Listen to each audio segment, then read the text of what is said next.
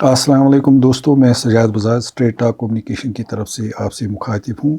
आज के straight talk के शो में हमने मुखातिब किया है रीजनल ट्रांसपोर्ट ऑफिसर कश्मीर काजी इरफान साहब को, जो यहाँ का ट्रांसपोर्ट सेक्टर है उस पर वो अपनी तायराना नज़र डालेंगे और जो इश्यूज़ होंगे या हैं जो उन पर अपनी राय देंगे and there will be some guidance for common people also. तो Qazi Irfan sahab, we welcome to the show thank you of very much straight talk Sajjad sahab. Communication. तो हम सीधे ही आज का सेशन स्टार्ट करते हैं। सबसे पहले आप हमें बताइए कि रीजनल ट्रांसपोर्ट ऑफिसर का मैंडेट क्या है? मैं रीजनल ट्रांसपोर्ट ऑफिसर कश्मीर हूँ। जी। तो अगर एरिया के हिसाब से दे तो पूरे कश्मीर डिवीज़न का मैं हेड हूँ। Yes, MVD motor vehicles department का। जी। हर एक डिस्ट्रिक्ट में अपने अपने एआरटीओज होते हैं जी। जिनका भी ऑलमोस्ट वही रोल होता है, लेकिन एडमिनिस्ट्रेटिव कंट्रोल मेरा है। ये वो मेरे नेटवर्क है supervisor- आपकी डिस्ट्रिक्ट में। एग्जैक्टली हर एक डिस्ट्रिक्ट में एआरटीओ है। जी। एआरटीओज और RTO with respect to district Srinagar, I am the registering authority. जो Right, भी sir. व्हीकल्स चाहे बाहर से नहीं आए या जो बाहर से री रजिस्टर करते हैं, मैं उनका रजिस्टरिंग अथॉरिटी हूँ। पहले मैं सारी गाड़ियों का रजिस्टरिंग अथॉरिटी हुआ करता था। जी। मैंने 2021 में ये डिसाइड हुआ कि अब डीलर्स को ही हमने ये पावर्स दे दिए ओके। ताकि जो आम जो है आवाम को तकलीफ ना हो। तो अब वो रजिस्टरिंग अथॉरिटी है उन गाड़ियों की जो कश्मीर डिवीज़न में यहाँ जो सेल होती है थ्रू जी, सर। डीलर्स। उसके अलावा आई am also the licensing authority. जो भी कोई एलिजिबल जो शहरी है जो अप्लाई करेगा लाइसेंस के लिए and then he qualifies the test, उनकी लाइसेंस मैं ही इशू करता हूँ। जी। ये दो मेन मेरे काम है। उसके अलावा जो पोल्यूशन चेकिंग सेंटर्स है, जी। हम उनकी लाइसेंस उनको हम रजिस्टर करते हैं। They work under our control है वो। पोल्यूशन कंट्रोल बोर्ड का फिर रोल क्या है? पोल्यूशन कंट्रोल बोर्ड उनको एनओसीज देते हैं, but pollution checking centres with regard to the vehicle जो है ओके, वो आपका वो है। हम मैंडेट हमारे पास है। जी। उसके अलावा भी हम लाइसेंस जो ड्राइविंग स्कूल्स हैं उनको हम रजिस्टर करते हैं। Besides that I am the enforcer of जो I am also the enforcing authority. Traffic police का तो मेजर रोल उन्हीं का है बिकॉज ऑफ द जो उनके पास ह्यूमन रिसोर्स जो उनके पास है। But we also have small teams जो एनफोर्समेंट का भी काम करती हैं, जो लोगों को फाइन करती हैं इफ़ दे फाइंड कि वो मोटर व्हीकल एक्ट और जो रूल्स वायलेशन कर रहे हैं। कोई भी हमने देखा वायलेशन तो वो हम उनको भी कर सकते हैं। इसके अलावा हम गाड़ियों की फिटनेस बाकी चीज़ें जो है that also comes under my mandates. Yes sir. Sir, how do you view the transport scenario in Kashmir? मैं आप आपको स्टेट की भी बात कर सकते हैं, ओवरऑल जे में। ओवरऑल जे में जो ट्रांसपोर्ट सेक्टर है अभी तक देखिए, अगर मैं कश्मीर डिवीज़न की बात करूं तो हमारे पास अराउंड 10 लाख व्हीकल जो है वह भी रजिस्टर्ड है हमारे पास। तो अगर श्रीनगर की बात करें, Srinagar stands at number 1। Around 3.70 lakh जो व्हीकल्स हैं they are registered with us. जैसे कि आपको पता ही होगी, अब ये सारा डिजिटाइज हो गया। हमारे दो मेन पोर्टल्स हैं, वाहन पोर्टल और सारथी। वाहन portal deals with the vehicles, तो उस पर अभी तक 3.70 lakh around vehicles Srinagar district के हैं। पूरे डिवीजन की बात करें तो अराउंड 10 लाख हैं। तो अगर पूरे यूटी की बात करें तो अराउंड 22 लाख व्हीकल जो है वो रजिस्टर्ड है। कुछ व्हीकल्स अभी भी रजिस्ट्रेशन से बाहर है। So the number of vehicles will be effectively वो थोड़ा इससे ज़्यादा होगा। और सारथी जो हमारा पोर्टल है that deals with the licensing part of our work. That is licensing part. जी। तो ऑन एन एवरेज 10% ग्रोथ सालाना ईयर ऑन ईयर बेसिस पे होती है व्हीकल्स की। Commercial as well as private. Commercial as well as अगर commercial private की हम परसेंटेज देखें, it's around 55-45 in favour of commercial vehicles. ये कौन डिसाइड करता है which type of vehicle will be allowed on the roads in the state in Kashmir? ये एक अथॉरिटी है, ये ऐसा नहीं है कि कोई भी गाड़ी पैसेंजर के लिए यूज़ हो।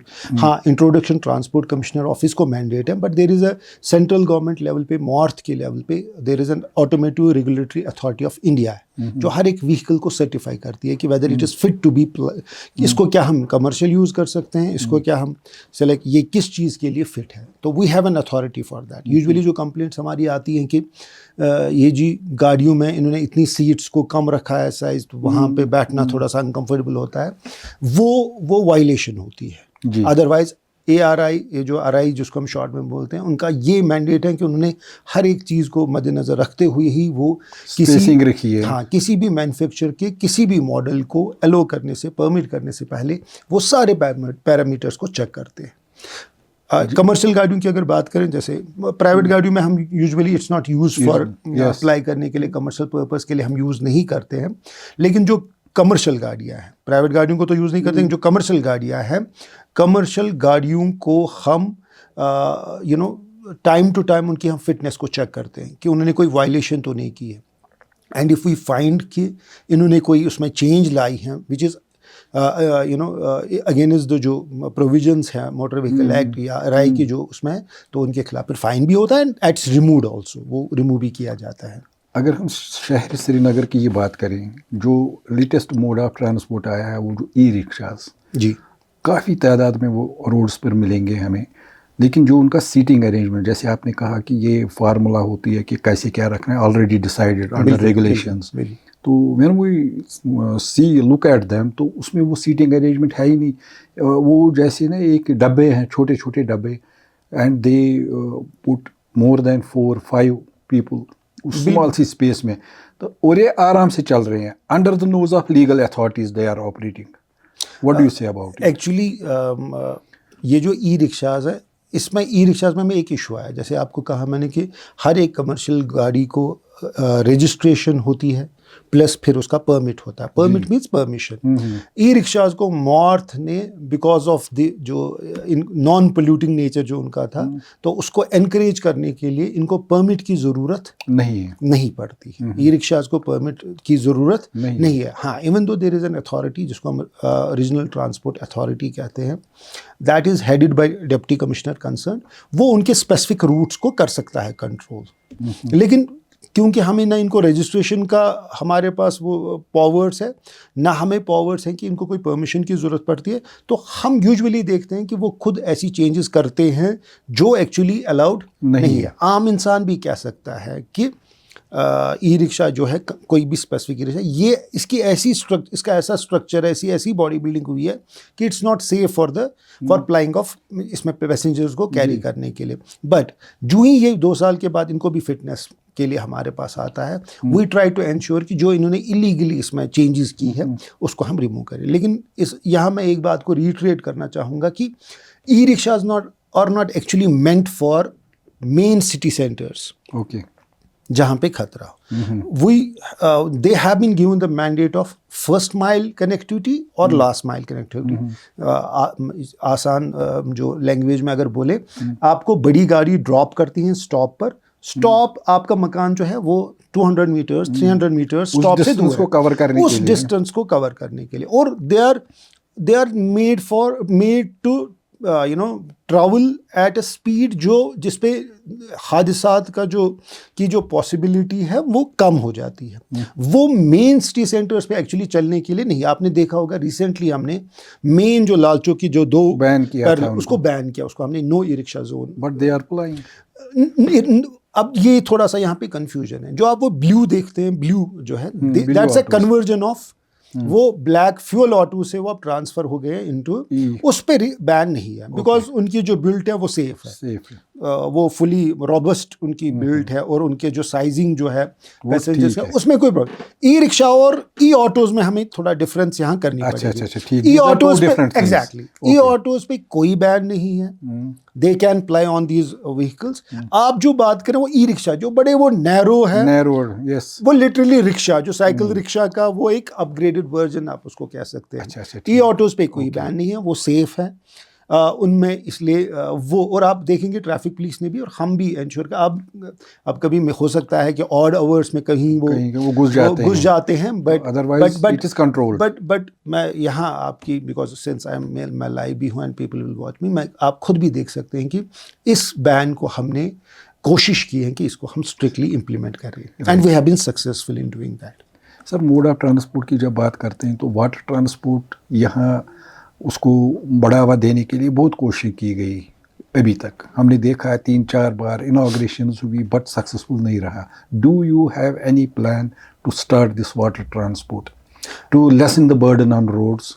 हमने 2 MOU साइन किए हैं गवर्नमेंट ऑफ JNK ने through transport department, because we are the nodal department. हमने inland waterways authority of India के साथ 2 MOU साइन किए हैं। जी, ये जाहिलिम न्यूज़ में आया। एग्जैक्टली एक तो हमारा जाहिलिम पे है to revive that will be undertaken, क्योंकि हमने भी स्टार्ट किया।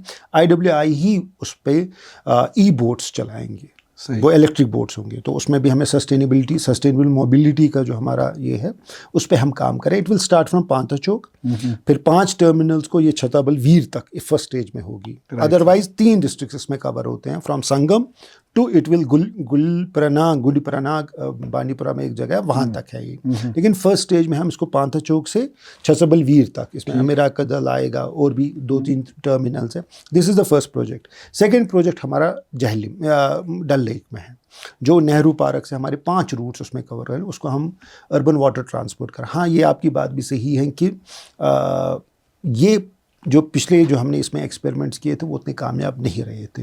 एक्चुअली ये प्रोजेक्ट ऐसा है कि इट नीड्स कंटिन्यूस इसको फॉलोअप की ज़रूरत है। तो आज का जो हमारा जो लेटेस्ट जो हमारा MOU है उसमें हमने इंश्योर किया है कि इनको हम वो डेप्थ दे पाए, क्योंकि हमारे ऑफ सीज़न में जाहिलिम में भी जो वाटर लेवल है वो बहुत इस लेवल तक रिसीड हो जाती है कि उस पर बोट्स का चलना, आपने देखा होगा कि ज़ीरो ब्रिज के अराउंड वो आइलैंड से बन जाते हैं। लेकिन ये जो हमने प्रेजेंट जो हमारा अभी एंडेवर है, इसमें हम कोशिश करेंगे कि कंटिन्यूसली हम ऐसी डिसिल्टिंग इतनी इनको पैसेज दे कि उसको राउंड द ईयर जो है ई-बोट्स है वो उस पर चले, so that we have at least an alternative. वो हम प्राइवेट सेक्टर को यूज़ करके लाते थे तो उसमें उतनी कामयाबी नहीं मिल रही थी। आज गवर्नमेंट, क्योंकि IWI ये Kochi metro water metro limited है, केरला में उनका एक्सपेरिमेंट है, बहुत बड़ी कामयाब वहाँ पे चल रही है ये, तो उनके ही सर्वे के बेसिस पर उन्हीं के मॉडल को रेप्लिकेट करने की कोशिश है, और इंशाल्लाह उम्मीद है कि इंशाल्लाह it will prove to be a successful alternative हमारे लिए। सर, एक और इशू है यहाँ पे कि हमने देखा है जो यहाँ के रोड्स हैं काफ़ी एक्सीडेंट्स होते हैं आए दिन, फैटल एक्सीडेंट्स भी हुए हैं, people have lost their lives. Do you have any scheme for those who get involved in an accident, who suffer या दे लूज देयर लाइफ या इंजर होते हैं? कोई स्कीम है गवर्नमेंट की तरफ से? गवर्नमेंट की तरफ से 2021 में एक स्कीम आई जिसमें हम कहते हैं assistance to victims of road accidents. Yes sir. तो उस ज़मीन में अगर खुदा ना खास्ता किसी रोड एक्सीडेंट में किसी की हलाकत हो जाए, इर्रेस्पेक्टिव चाहे वो पेडिस्ट्रियन हो चाहे वो ड्राइवर हो, गलती जो ब्लेम का जो एस्पेक्ट है उस पर उसको बिल्कुल नेगलेक्ट करते हुए किसी भी एक्सीडेंट में किसी बंदे की डेथ हो जाए तो government provides relief of 1 lakh rupees instantly. उसमें डिप्टी कमिश्नर की एक committee headed by deputy commissioner है, उसमें डिप्टी कमिश्नर को मैंडेट दिया गया है कि विद इन 24 आवर्स वो 50% of the relief next of the Keynes जो है उस फैमिली को उनको प्रोवाइड कर सकते हैं। इन केस अगर कोई परमानेंटली डिसेबल हो जाए तो उसको 75,000 रुपीज़ मिलते हैं। अगर कोई ग्रीवियसली इंजर हो जाए तो उसको हम 50,000 रुपीज़ की इमीडिएट कंपनसेशन देते हैं। ऐसे क्लेम्स आते हैं आपके पास? हाँ, इस साल अल्लाह का करम है कि थोड़ा एक्सीडेंट्स में भी थोड़ी कमी पेशी हुई है। After that unfortunate Thar incident enforcement, थोड़ा श्रीनगर डिस्ट्रिक्ट में एक्सीडेंट्स की कमी हुई है। We are seeing this is the irony of this place कि हमें जगाने के लिए हमें लोगों को एक एक्सीडेंट की ज़रूरत पड़ती है। एनीवेज वो उस पर ज़्यादा बात ना करते, मैं कहूँगा कि ये अगर कोई माइनर इंजरी भी हो जाए उसको 10,000 रुपीज़ देते हैं। तो आज तक हमने कोशिश की है कि लास्ट ईयर से जो भी केसेस है हमने उन सब को कवर किया है। What is the procedure for those victims? बिल्कुल कुछ नहीं है। जो ही हमारे पास कोई न्यूज़ आती है एक्सीडेंट की, हमारी एक टीम है, ये जो कोई भी इंसिडेंट हो देयर इज़ एन डेटाबेस एक है, उसको हम कहते हैं इंटीग्रेटेड रोड एक्सीडेंट डेटाबेस। उस पर वो आ जाता है जो कंसर्न IO होता है, क्योंकि FIR गालिबा हर एक चीज़ में इसमें होता ही है। ऑब्वियसली एक्सीडेंट FIR हो जाता है तो वो रिपोर्ट उस पर आ जाती है। माई इंस्पेक्टर राइट से रिपोर्ट और वो सबमिट करते हैं डिप्टी कमिश्नर को। डिप्टी कमिश्नर अपने रेवेन्यू अथॉरिटीज़ को उस जगह भेजते हैं, उस फैमिली तक भेजते हैं और वो लीगल एयर की एक सर्टिफिकेट लेते हैं, सो दैट जो भी अब ये असिस्टेंस है इसको हम डिवाइड करें एज पर द जो उनके डिपेंडेंट्स हैं, as per the legal air certificate, उनको उनके अकाउंट में डायरेक्टली ट्रांसफ़र हो जाता है। मैंने कुछ केसेस ऐसे भी दिए हैं with the help of deputy commissioner कि 24 आवर्स में भी हमने उनको रिलीफ डिस्ट्रीब्यूट की है। दैट्स ग्रेट जी, लेकिन अब इसमें क्योंकि मैं चाहता हूं कि ये स्कीम 21 से हुई है, फंड्स हमारे पास अवेलेबल है। अगर कोई भी आपकी वजह से मैं लोगों तक एक बात पहुंचाना चाहता हूं कि अगर उनके इल्म में कोई ऐसा एक्सीडेंट हो, कोई ऐसा विक्टिम जो हो, आप जिनको पता है कि अभी कवर नहीं हुआ है, they can just send a text to me. मैंने अपनी एक हेल्पलाइन रखी है इसमें 9622002432। मैं फिर से रिपीट करूंगा 9622002432। इस पे वो एक simple text with a little bit of details, ताकि मुझे पता चले कि ये कहाँ पे हुआ है। उसके बगैर भी हम अपनी लेवल पे भी IRAD से एक्सट्रैक्ट कर रहे डेटा, बट हो सकता है कि कोई केस हमसे छूट जाए। तो इस चैनल की, आपके प्रोग्राम की वसादत से मैं लोगों तक ये बात पहुंचाना चाहता हूं, उनको रिक्वेस्ट करना चाहूँगा कि अगर कोई केस उनकी नॉलेज में है वो हम तक पहुंचा सकते हैं। So you are proactive in this approach. हाँ, ये बिकॉज फंड्स भी अवेलेबल है। यूजुअली हमारे पास गवर्नमेंट की स्कीम्स में ऐसा होता है कि होती है, यहाँ नहीं है। एग्जैक्टली यहाँ फंड्स की कोई नहीं, हमारे पास एक सेग्रीगेट फंड है और it's available in plenty. Cases ही हमारे पास, अल्लाह करे कि वो अनयूज्ड ही रहे, बट जो एक्सीडेंट्स हुए हैं हमारी कोशिश रहेगी कि इंशाल्लाह हर एक हम इसको सैचुरेट करें कि कोई भी case 2021 since the Inception of the scheme, कोई भी केस अगर हो तो वो हमसे अनकवर्ड ना रहे, हमसे छूट न जाए। इरफान साहब, आप हमें बताइए कि as RTO Kashmir, do you think कि उधर कुछ लैक कर रहा है आपके डिपार्टमेंट में? You wanted to do something कि but you are not able to do it. Is there anything like that? अगर आप अगर रेपुटेशन की बात करें तो RTO एज एन ऑफिस लोगों में बड़ी नेगेटिविटी है। लोगों में बड़ा वो इम्प्रेशन है कि जब तक कि आप किसी एजेंट को अप्रोच ना करें तो काम नहीं होता है। But by the grace of almighty, not मैं अपना ही नहीं कहूँगा, बट मेरे जो प्रीडिसेसर्स रहे हैं उनके एफर्ट से, और मेरा भी थोड़ा सा उसमें ये है कि द थिंग्स आर चेंजिंग। मैं 100%, you can not eliminate it. जहाँ पे भी ह्यूमन इंटरेक्शन होगी वहाँ करप्शन के चांसेस होते हैं। बट मॉर्थ के प्रोएक्टिव अप्रोच से, बाय मेकिंग, जैसे हमारे पास अराउंड 55 सर्विसेज अभी है, तो 96% स्कीम्स जो है they have been already made faceless. मिसाल के तौर पे मैं लाइसेंस की बात करूंगा। अगर आपने या मैंने जब लाइसेंस के लिए अप्लाई किया तो मुझे पहले वो मैनुअल फॉर्म लेना था, पता नहीं कितने चक्कर काटने पड़ते थे। लर्नर्स लाइसेंस आपको इंस्टेंटली मिल जाता है। You don't need to see the face of RTO office. Learners licence, तो वंस आपको लर्नर्स लाइसेंस मिल गई, you wait for 1 month, then you become eligible for slot. आप टेस्ट के लिए एलिजिबल बन जाते हो।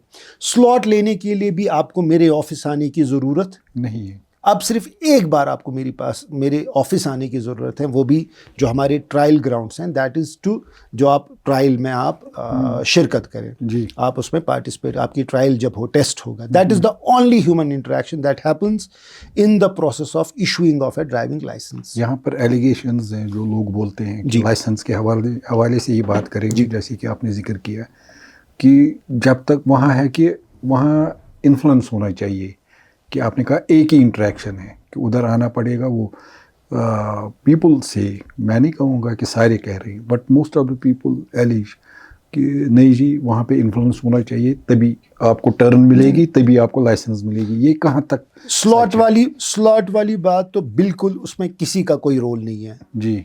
सारा ऑनलाइन है, आपके पास डेट्स अवेलेबल है 3 month तक सिलेक्ट। आज हमारा मई का है, जून जुलाई अगस्त तक स्लॉट्स हमने फिल करके रखे हैं। 150 लोगों को हम हर दिन टेस्ट लेते हैं और वीकली 4 बार हम टेस्ट लेते हैं। इससे पहले because of this Thar incident लोगों का बड़ी डिमांड बढ़ गई थी, तो हम 6 के 6 दिन ट्रायल्स करते थे टू कवर जो हमारे काफी बैकलॉग है, people are waiting eagerly for. नहीं, आजकल मैं तो तभी मैं आपसे मैं यही कहूँगा, पहली बात ये कि स्लॉट्स के लिए आपको यू डोंट नीड एनीबडीज। अब मेरे पास कोई आता है कि मैंने स्लॉट ले लिया है बट लेट है मुझे, लेकिन एग्ज़ाम है या कोई बीमार होता है, तो वो मेरी डिस्क्रिशन है कि मैं उसके स्लॉट को प्रीपोन कर सकता हूँ after he produces a valid proof, ticket दिखाए या एग्जाम की कोई स्लिप दिखाए, वो मेरे पास डिस्क्रिशन है और मैं वो करता भी हूँ। जुडिशियल अब मैं documentally, otherwise it will open Pandora box, फिर मुझे सबके स्लॉट्स को प्रीपोन करना पड़ता है। और जो हमारी पास परसेंटेज है दैट्स 55-45, 55% पास निकलते हैं, 45% फेल निकलते हैं। 2 व्हीलर्स में हमारी जो सक्सेस रेट है वो बेटर है। 4 व्हीलर्स में बिल्कुल the number of calls I receive, मुझे उससे मैं इन्फर कर सकता हूँ कि शायद हमारा जो सिस्टम है वो ट्रांसपेरेंट है।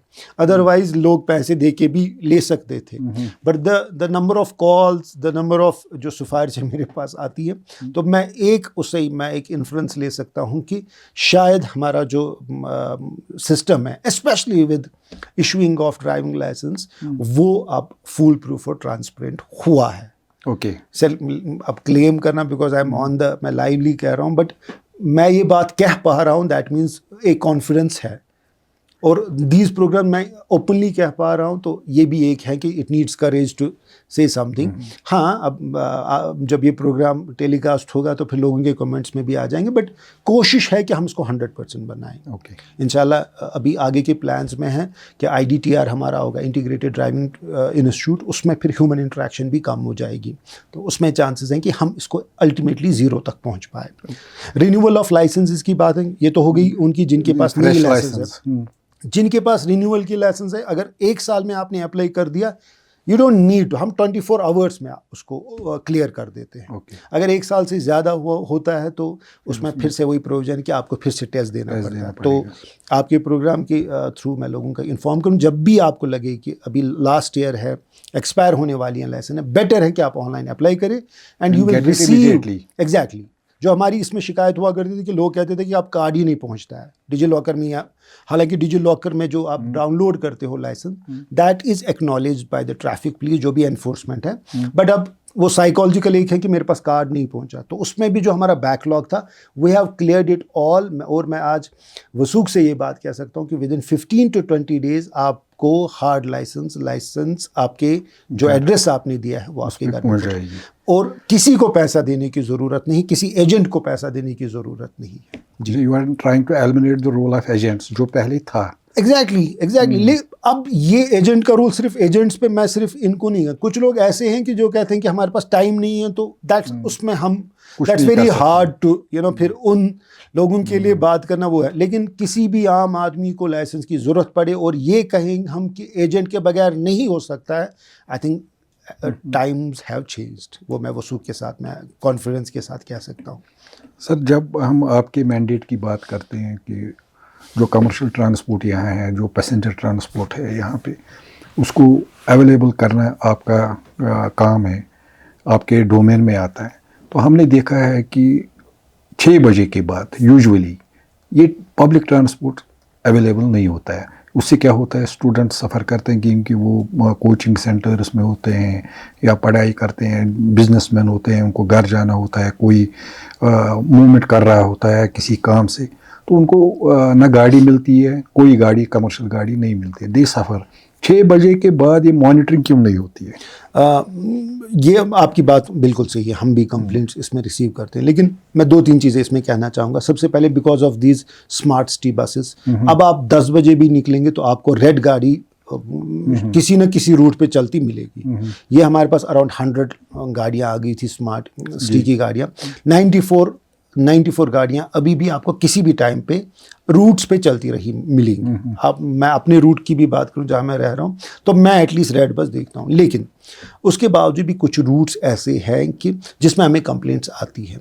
ये जो प्राइवेट ट्रांसपोर्ट है, specially in far flung areas ना, रूरल एरियाज जो हैं, जो district, for example Anantnag district है, पुलवामा डिस्ट्रिक्ट है, और भी हैं दूर दराज की डिस्ट्रिक्ट, वहाँ ये कंप्लेंट्स आ रही हैं। बिल्कुल, आपका ये जो शिकायतें हमें भी रिसीव हो रही हैं, हम इसमें बिल्कुल, हमने लास्ट ईयर भी कुछ इसमें 1-2 बार हमने बिल्कुल एक मुहिम ही चलाई थी कि हम इंश्योर करें कि ऑड टाइम्स पे भी ट्रांसपोर्ट। लेकिन एक बात हमें फिर भी याद रखनी चाहिए, जो प्राइवेट ट्रांसपोर्ट है ये प्रॉफिट, ये डिमांड ड्रिवन है। अल्टीमेटली इट्स नॉट पॉसिबल कि आप डोर स्टेप्स तक हर हर गांव में आप गाड़ी नहीं पहुंचा सकते हैं। फिर एक्चुअली अगर हम सक्सेसफुल ट्रांसपोर्टेशन सिस्टम की बात करें तो उसकी जो खास फीचर्स है, की फीचर्स हैं उसमें कि ये इंटीग्रेटेड होना चाहिए। तो लाइक श्रीनगर से मैं कुपवारा तक जाऊं, कुपवारा के बाद मुझे फिर दूसरा ट्रांसपोर्ट होना चाहिए। वो इंटीग्रेशन इंपॉर्टेंट है। ये हैसल फ्री होनी चाहिए, इसमें कोई इशू नहीं होना चाहिए, रिलायबल भी होना चाहिए। आज 2 बजे आए, कल 3 बजे आए तो रिलायबिलिटी नहीं होगी।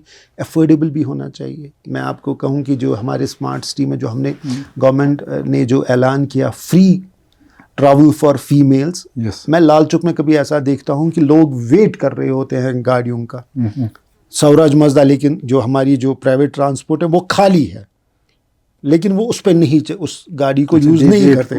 दे wait for the smart city, they wait for SRTC। इसने थोड़ा सा डिस्टर्ब कर दिया। तो वो क्योंकि स्मार्ट सिटी में उसमें उनको दे डोंट नीड टू पे। वुमेन रिजर्वेशन की बात आई कि सीट्स ये फ्री पैसेंजर है ना, उनको ट्रैवल है, तो can it be implemented to other private commercial vehicles कि बसेस जो हैं या बाकी it's a policy. Seat reservation तो होनी चाहिए फीमेल जो हमने गवर्नमेंट व्हीकल्स में जो फ्री जो हमने इनको लेडीज़ के लिए फ्री ट्रैवल किया, उसमें भी अभी थोड़े से हमें डिफरेंट स्टेक होल्डर्स के डिफरेंट पर्सपेक्टिव्स हैं। अगर अवाम जो है, लोग कहते हैं कि चलो जी पॉजिटिव ये हो गया कि चलो फ्री है, बट बहुत से प्राइवेट में फ्री नहीं रख सकते हैं। We can not do that. At least we can reserve some seats for women या जीप में वो तो ऑलरेडी देयर। हमने स्पेशली एबल्ड जो है उनके लिए रखा है और वुमेन के लिए seats, there is a specific order. Implementation, exactly, implementation के इश्यूज है अब बिकॉज ऑफ दिस। क्योंकि आप देखेंगे कि जो स्मार्ट सिटी की बसेस हैं उसमें जो परसेंटेज ऑफ जो फीमेल ट्रैवलर्स है वो बहुत ज़्यादा है, वो बहुत ज़्यादा है, फ्री है। हाँ, but it needs to be rationalise. अब हमारा जो नेक्स्ट जो हमारे 2 प्रोजेक्ट्स हैं उसमें अराउंड 200 बसेस आ रही हैं कश्मीर डिवीजन में जी। आई थिंक दीज ऑल जो सब लोगों की शिकायतें हैं कि वहाँ नहीं गाड़ी आ रही है, यहाँ ट्रांसपोर्ट नहीं है। इनफैक्ट अब हमारे लिए एक नया इशू क्रिएट हुआ है कि हम प्राइवेट सेक्टर को अब सस्टेनेबल कैसे रहें। अल्टीमेटली ये जो it's a zero sum game, ये जो ट्रांसपोर्ट सेक्टर है, अगर आप किसी सेक्टर को फ़ायदा, किसी मोड को फ़ायदा दे रहे हो, that is at the cost of some other sector. आपने देखा होगा बड़ी गाड़ियाँ हुआ करती थी, उनका जो हमने मेटाडोर्स को कर दिया तो बड़ी गाड़ियाँ चली गई। उसके बाद हमने सूमोज को, मैक्सी कैब्स को एंकरेज किया तो मेटाडोर्स। अब e rickshaws, they are actually disturbing the whole market. But कोशिश हमारी है कि हम बैलेंस्ड अप्रोच यूज़ करें। इसमें कुछ पॉलिसी डिसीजंस भी हैं, गवर्नमेंट भी देख रही है कि हम उनको, क्योंकि आप खुद कह रहे हो कि इट्स नॉट ट्रांसपोर्टेशन, सिर्फ ट्रांसपोर्टेशन सेक्टर का रोल सिर्फ ये नहीं है कि we take people from point A to point B। It's a source of employment for thousands of families। yes। ठीक है, अगर हम जैसे स्मार्ट सिटीज़ की कुछ बसेस हम बाहर, कुछ स्मार्ट सिटी के हुदूद से बाहर ले रहे थे तो we had to face resistance from the private out of job हो रहे हैं लोग। हाँ, ये एक इम्पॉर्टेंट एक रोल है इनका। तो एक बैलेंस अप्रोच यूज़ करने की कोशिशें, अभी भी बहुत से प्रपोजल्स अंडर एग्जामिनेशन है विद द गवर्नमेंट। लेकिन गवर्नमेंट भी चाहती है कि ऐसा ना हो कि हम किसी एक सेक्टर को ज़्यादा एंकरेज करने से बाकी सेक्टर्स को डिस्टर्ब करें। ये तो पहले ही मार्केट में चल रहा है कि कह रहे हैं कि जो यहाँ का ट्रांसपोर्ट सेक्टर है, it is breeding stress among households, क्योंकि दे आर लूजिंग जॉब्स, उनके मेंबर्स जो हैं they are losing jobs, economic stress आ रहा है, ट्रैफिक जैम्स इतने हो रहे हैं। इसका डायरेक्ट इम्पैक्ट एक हाउस होल्ड की इनकम पे पड़ता है, बिकॉज जिस टाइम में वो कहीं जाके कुछ कमाता है, he waste it on the roads, traffic jam में फंस जाता है। ये तो पहले ही ऐसा एक सिनेरियो है। Do you agree with that? ये मैं वही बात कहूँगा कि गवर्नमेंट एक्सट्रीम पे नहीं जा सकती है। दे हैड टू अडॉप्ट है। जैसे आप गाड़ियों का नंबर बढ़ रहा है, नई गाड़ियाँ सिर्फ नहीं आ रही है, we are getting vehicles from Delhi, तो but that's a source of income for us also. और आप किसी को रोक नहीं सकते हो to own a vehicle. So like downtown areas में पार्किंग भी नहीं है लोगों के पास। Sir, what is the age of vehicle जो यहाँ मैक्सिमम होनी चाहिए? हमने नोटिफाई नहीं किया। J&K is the among the UTs जिन्होंने नोटिफाई नहीं किया है। बट जो हमारे पास जब भी हम स्कीम्स की बात करते हैं तो जो पुरानी गाड़ियों को, कमर्शियल गाड़ियों को हमने कहा था कि अगर 15 ईयर्स आपको सब्सिडी स्कीम में कवर करेंगे। Do you have any such हाँ, we scheme? Have a scheme, we have a scheme. ये स्कीम क्या है हमारे नाज़रीन को आप एग्जैक्टली जब आपकी बड़ी कमर्शियल गाड़ी, उसमें अभी बसेस और मिनी बसेस को ही अभी कवर किया है कि अगर आप 15 जो ईयर्स, वो टाटा 407 है, हाँ वही मिनी बसेस ना, वही मिनी okay. बसेस को वो स्कीम में कवर हैं कि अगर आप 15 ईयर्स के बाद अपनी गाड़ी को स्क्रैप करोगे, we will provide you 5 lakh और 15% का जो आपका नई व्हीकल का जो कॉस्ट है वो हम गवर्नमेंट पे करेगी आपको, but you have to scrap it. लेकिन अब ये जम्मू में तो ये बड़ा टेक ऑफ हो रहा है, क्योंकि जम्मू में के जो एरियाज हैं वो हिली है, दोड़ा, वो गाड़ियां भी बड़ी खराब हो जाती। यहाँ का जो बड़ा हमारा जो प्लेन एरिया है, 15 ईयर्स के बाद भी उनकी गाड़ी की जो कंडीशन है वो ऐसी होती हैं कि दे डोंट फील अप्रोप्रिएट कि हम इसको स्क्रैप करें, तो वो उनको लगता है कि are they allowed to ply it after 15 years? High court, हाँ प्लाई तो कर सकते हैं। अब हाई कोर्ट की एक डायरेक्शन थी यहाँ पे कि 20 ईयर्स के बाद आप श्रीनगर सिटी में नहीं चला सकते हो गाड़ियाँ, आप लेकिन उनको आउटस्कर्ट्स में चला सकते हो। वो अभी भी दैट इज इन वोग, वो अभी भी चल रहा है।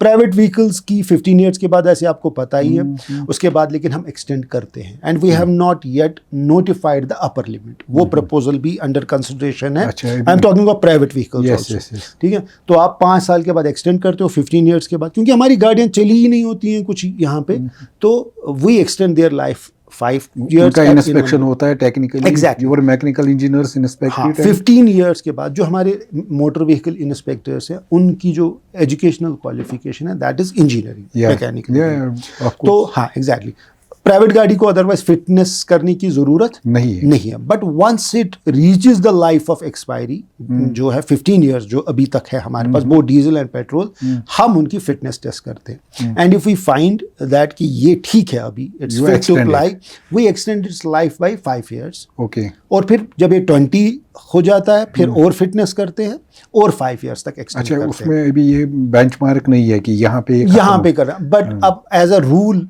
It's a tacit rule, silent rule है, हम 25 ईयर्स तक अभी भी एक्सटेंड लाइफ करते हैं। एक बड़ा सीरियस इशू है एनवायरनमेंट के हिसाब से, पोल्यूशन के हिसाब से, कि कह रहे हैं कि कश्मीर जंक यार्ड है यूज्ड व्हीकल्स का। बाहर से व्हीकल्स आती हैं एंड दे प्लाई हियर, जिनको वहाँ चलने नहीं देते, दे सेल इट हियर। तो व्हाई इट इज़ हैपनिंग? सबसे पहले बात, ये ब्लैंकेट नहीं है, मतलब कि ये जनरल रूल नहीं है, हर एक गाड़ी को हम अलो नहीं करने देते, ये स्टार्टिंग पॉइंट है।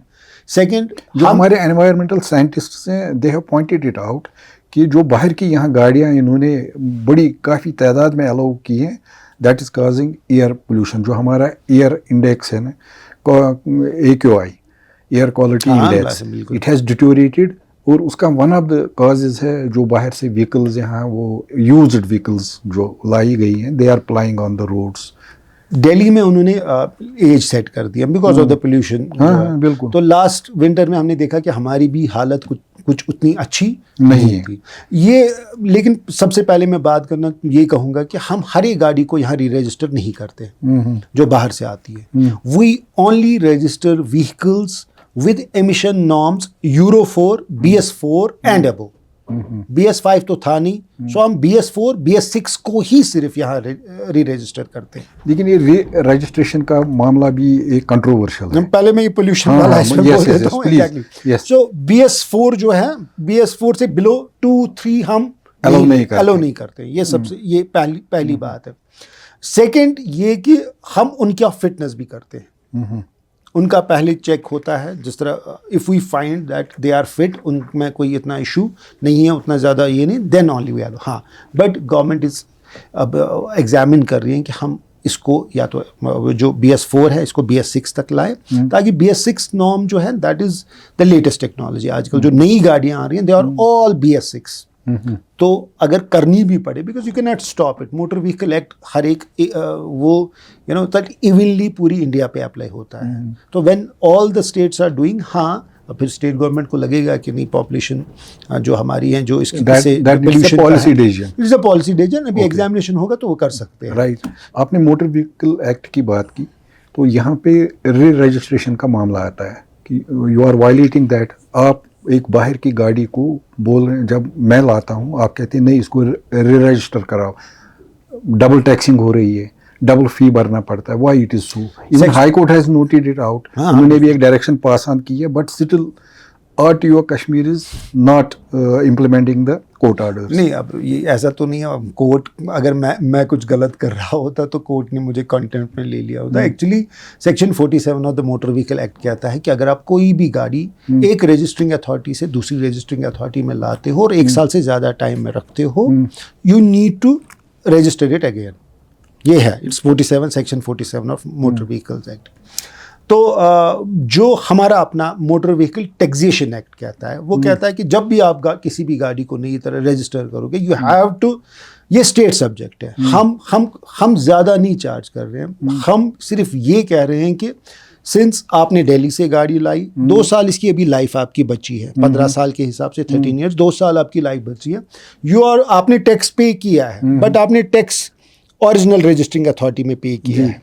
अब आप 2 साल हमारे पास यूज कर रहे हो, हमारी सड़कें यूज कर रहे हो, you have to pay the tax for. लेकिन वो ऑल इंडिया बेसिस पे टैक्स पे करते हैं? नहीं, ये स्टेट सब्जेक्ट है, tax is a state subject, ये अपनी स्टेट का हर एक है। हाँ, you are at liberty to demand refund from the original, क्योंकि आपने, अच्छा ये इंपॉर्टेंट पॉइंट है, ये एक्सप्लेन थोड़ा कीजिए। हाँ, आपने मैंने दिल्ली में गाड़ी ली, 1 टाइम टैक्स है, मैंने 15 साल के लिए एग्जांपल दे रहा हूँ, मैंने 15 साल के लिए टैक्स भर दिया, प्रिज्यूमिंग कि मैं पूरे 15 साल गाड़ी दिल्ली की ही सड़कों पर चलाऊंगा, कहीं और नहीं जाऊंगा। हाँ, कभी आप आ जाते हो, 1 महीना श्रीनगर आते हो गाड़ी लेकर, वापस चले जाते हो, उधर वन प्लेस में रह सकते हो, वो रह सकते हो। बट अब आप 10 ईयर्स के बाद, और जो केसेस है आप बेच रहे हो गाड़ी, you are not changing your residence. हमारे पास जो केसेस हैं वो 99.99% जो केसेस है वो सिर्फ सेल एंड परचेज के होते हैं। ओके, वो चेंज ऑफ एड्रेस के नहीं होते। अगर चेंज ऑफ एड्रेस होगा then you don't need to. नहीं, हम तब भी करते हैं। मैं अभी कहना चाहता हूँ, वो स्पेसिफिक केस की बात कर रहा हूँ मैं। तो जब आपने से परचेज कर दिया, आपने वो वहां से आपने गाड़ी ले ली, आप अब नए बायर हो, you belong to this place, अब आप 3 साल आपकी गाड़ी की लाइफ बची है, हम आपको 12 साल का टैक्स नहीं ले रहे हैं, बिकॉज दैट लाइफ आपने वो दे दिया है। बट 3 साल you are going to ply your vehicle on the roads of this UT, so उसका हम 3 साल का आपको टैक्स ले रहे हैं प्रोपोर्शनेटली, बस प्रोपोर्शनेटली जो भी इनवाइस का होगा 9% के हिसाब से। फॉर एग्जांपल अगर आप 9% चार्ज अगर 1,50,000 की एग्जांपल के तौर पर मैं कह रहा हूँ, 1,50,000 की व्हीकल है, तो आप उसका 9% हम निकालते हैं, 12 साल इसके खत्म हो गए हैं, वो उसका हम चार्ज नहीं करते हैं। जो 3 साल बचे हैं डिवाइड बाय जो 9% ऑफ 1.5 लाख जो होगा डिवाइड बाय 15, 3 साल, फिर 1 साल का हो गया इंटू 3 साल का हम आपको वो टैक्स ले लेते हैं। उसने जो वो पहली पे किया है वो मेरे पास लेते हैं, मेरे पास आते हैं लोग, वो लेटर्स भी लेते हैं कि हम वहाँ से रिफंड ले लें। अच्छा, they are seeking there, I don't know that कितने सक्सेसफुल होते हैं, क्या होते हैं, बट वो वहाँ से there is a rule they can get refund. हाँ, ये रिफंड कर सकते हैं because they have paid that. अब कुछ रजिस्टरिंग अथॉरिटीज, मैंने कहा ना, यूजुअली हमारी वो सेल परचेज वाली होती है, तो दैट्स व्हाई हमारे पास ज़्यादा इसमें कंप्लेंट्स। आपने कहा कि रेजिडेंशियल चेंज कोई होगा, चेंज ऑफ रेजिडेंस में भी हम टैक्स लेते हैं क्योंकि उसको री रजिस्टर करना है। सर, यहाँ एक मेनेस है, ट्रैफिक कंजेशन बहुत है हमारे रोड्स पे। आप चाहे टाउन्स में जाए, सिटीज़ में जाए, तो you will find lot of traffic jams, people waste much of their productive time on roads in traffic jams. आपके पास सोल्यूशन है इस ट्रैफिक जैम को दूर करने के लिए? बहुत कोशिशें हो रही है अथॉरिटीज़ की तरफ से, फॉर एग्जांपल ट्रैफिक डिपार्टमेंट की तरफ से, कि ये मेस ऑन रोड्स ख़त्म करें, लेकिन नहीं हो रहा है, कंट्रोल भी नहीं हो रहा है। So what is your plan about it? सबसे पहली बात मैं आपको कहना चाहूँगा कि ये जो एक्चुअली जो पब्लिक ट्रांसपोर्ट है, सर, एक बस है, सबसे एफिशिएंट मोड ऑफ ट्रांसपोर्ट जो है वो बस है, because it carries so many people कि आप अगर उनको कन्वर्ट करें इनटू कार्स, वो 10-12 कार्स का हो जाए। आप खुद समझिए, 10-12 कार्स के बदले आप वन बस। जो हालात थोड़ी इंप्रूव हो रही है because of the smart city buses, अगर हमें और बसेस मिले ताकि कोई हंगरी रूट ना रहे, इंशाल्लाह उम्मीद है कि जो कंजेशन है उसमें कमी ज़रूर आएगी। हम हमेशा यही कहते हैं कि ये जो सारा ट्रैफिक मैनेजमेंट एंड ट्रांसपोर्टेशन है, इट्स डिपेंडेंट ऑन 3 E's। अगर हम इसमें इम्प्रूवमेंट चाहते हैं तो हमें 3 E's पे हमें काम करना पड़ेगा। 1 is education, awareness. I can not, आप ऐसे कभी पार्क गाड़ी करते हो कि आप कॉन्शियस ही नहीं हो कि इससे क्या हो सकता है। एम्बुलेंस को भी ब्लॉक करती है। और पार्किंग की जो सेंस है वो उसमें ट्रैफिक डिपार्टमेंट आरटीओ कुछ नहीं कर सकता। You have to learn it. ठीक है। Right. आप सेकंड इंजीनियरिंग, हमारे जो ब्लैक स्पॉट्स हैं जहाँ एक्सीडेंट को, कभी हम ऐसी कंस्ट्रक्शन खुद भी करते हैं कि वो एक नॉर्मल कॉज ऑफ कंजेशन हो जाता है। तो हमारे ट्रैफिक इंजीनियर, एग्जैक्टली हमें ट्रैफिक एक्सपर्ट्स की ज़रूरत है, इंजीनियर्स की ज़रूरत है जो रोड्स को ऐसा बनाए कि कंजेशन का कोई स्कोप ही नहीं हुआ। तीसरा एनफोर्समेंट है। आप कितना भी एजुकेशन करें, आप कितनी भी ज़बरदस्त सड़कें बनाएं जिसमें कंजेशन का कोई स्कोप ना, there will be some black sheep जो फिर भी वायलेट करेंगे रोड्स को, जिससे कंजेशन होता है, जो कि हम आए दिन देखते रहते हैं। आप अदरवाइज गाड़ियों का नंबर उतना ज़्यादा नहीं है, अभी भी उतना गाड़ियों का ज़्यादा नंबर नहीं है अगर हम एफिशिएंटली अपने रोड्स को इस्तेमाल करें। और अगर हम सेंस रखें, पार्किंग सेंस रखें। हमारे पास श्रीनगर में पार्किंग स्लॉट्स खाली होते हैं जो हमने बनाए हैं, but people park their vehicles on the roads. उसके लिए से लाइक उसमें बहुत काम रोल है। तभी मैं कह रहा हूँ एजुकेशन की भी ज़रूरत है, इंजीनियरिंग रोड इंजीनियरिंग की भी ज़रूरत है, और एनफोर्समेंट की भी ज़रूरत है, जिसमें ट्रैफिक डिपार्टमेंट भी। आप देखिए नंबर ऑफ चालान्स कितने हैं। हमने रिसेंटली आई हैव कैंसल्ड 18,000 मैंने आरसीज को सस्पेंड करना पड़ा मुझे, because each vehicle was having more than 7 चालान्स। तो इतने चालान्स हो रहे हैं, इतनी वायलेशंस हो रही है। तो इन चीज़ों पे थोड़ा सा हमें अगर काम करेंगे तो कंजेशन भी कम हो जाएगा, थोड़ा रोड सेंस भी आ जाएगा, और हमारा जो ट्रैफिक की जो मूवमेंट है वो भी स्मूथ हो जाएगी on the roads. These conditions आपकी क्या मैसेज होगी आम लोगों के लिए? सबसे पहले हमें रोड के जो रूल्स हैं उनको फॉलो करना सीखा है। It has now become part of our curriculum. लेकिन द बेस्ट स्कूल जो होता है वी कॉल इट कि होम में हमें एज एन एल्डर्स पहले रोड के जो रूल्स हैं उनको फॉलो करना है। ये पहली बात है। कहीं पे गलत पार्क ना करे, उसे एक्सीडेंट नहीं होगा बट कंजेशन होगा। उसके बाद हमें रोड सेफ्टी का ख्याल रखना है।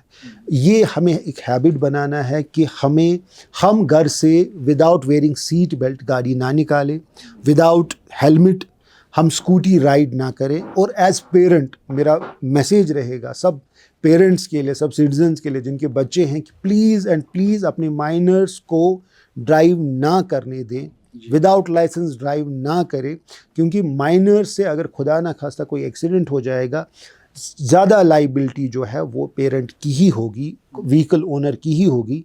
जो हमने कुछ रीसेंट जजमेंट्स देखी जिसमें पेरेंट्स को ही फाइन भी किया गया है, दे हैव बीन उनको इम्प्रिजनमेंट की सेंटेंस भी मिली हैं। तो वो एक that's a positive step from the judiciary, बड़ा प्रोएक्टिव स्टेप रहा है। ये मेरी मैसेज रहेगी कि हम रोड्स को फॉलो करें, रूल्स को फॉलो करें, और रोड सेफ्टी के लिए जो भी हमें इकदाम उठाने पड़े as a parent, as a citizen, वो उठाएं। Thank you very much sir. My pleasure. Thank you very much.